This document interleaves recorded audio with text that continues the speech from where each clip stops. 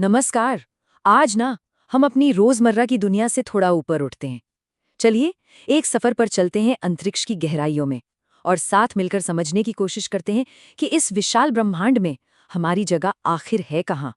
तो हमारी ये कहानी शुरू होती है एक बहुत ही जाने पहचाने नज़ारे से।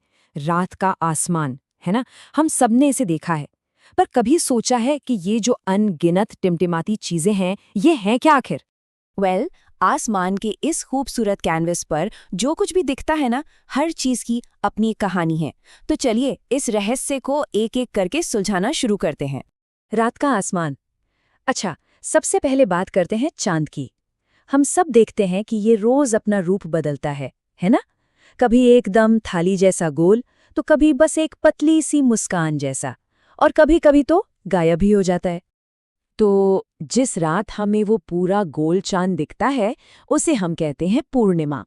और जिस रात चांद बिल्कुल भी नहीं दिखता और आसमान एकदम साफ तारों से भरा होता है, वो होती है अमावस्या की रात।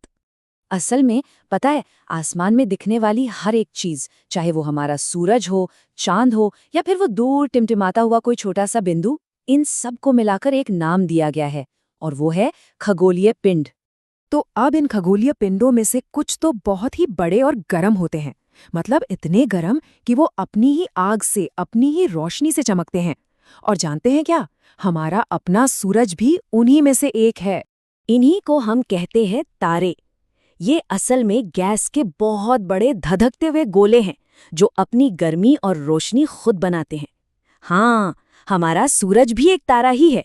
वो हमें इतना बड़ा और चमकदार बस इसलिए दिखता है क्योंकि वो हमारे सबसे नजदीक है।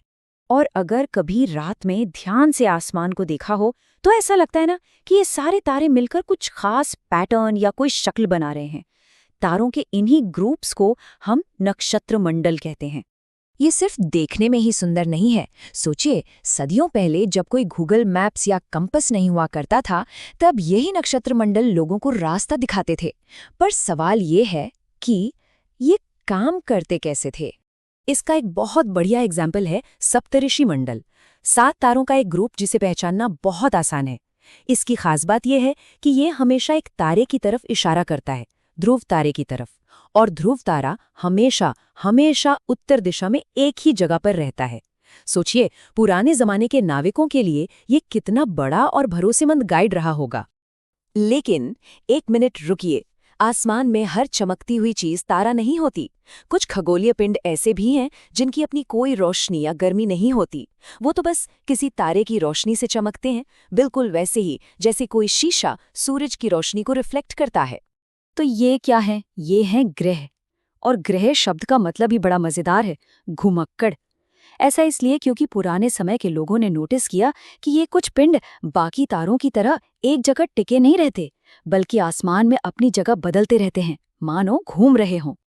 और हमारी अपनी पृथ्वी भी एक ऐसा ही ग्रह है।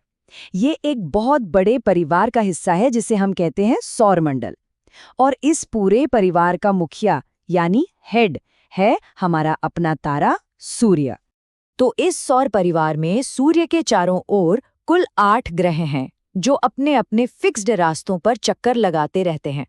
इन्हीं रास्तों को हम कक्षा या इंग्लिश में ऑर्बिट कहते हैं।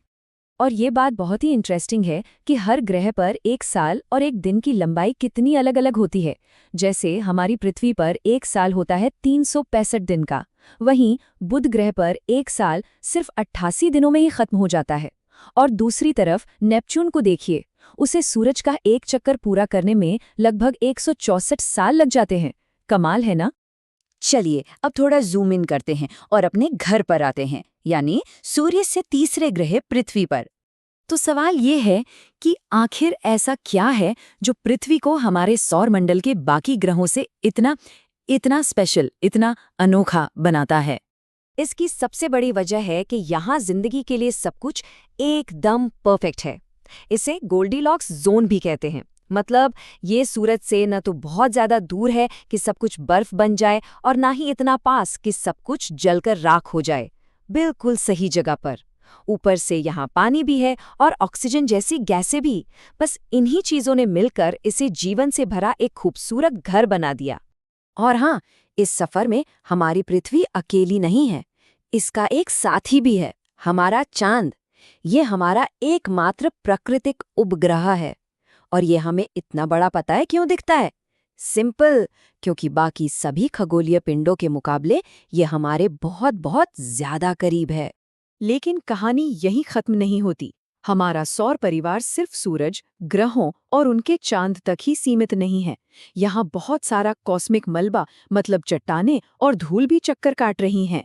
इन्हें कहते हैं क्षुद्र ग्रह या एस्टेरॉइड्स। ये असल में हमारे सोलर सिस्टम के बनने के टाइम की बची खुची चट्टानें हैं। इनमें से कुछ तो इतने बड़े हैं कि उनकी अपनी ग्रेविटी तक है, और इनमें से ज्यादातर मंगल और बृहस्पति ग्रह के बीच एक बेल्ट में घूमते रहते हैं। और फिर आते हैं उल्कापिंड यानी मीटियोरॉइड्स।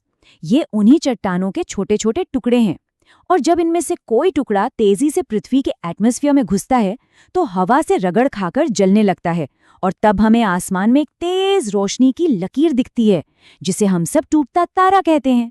तो हमने रात के आसमान में एक छोटे से टिमटिमाते बिंदु से शुरुआत की और अपने पूरे सौर मंडल को समझा, अपनी छोटी सी जगह को देखा।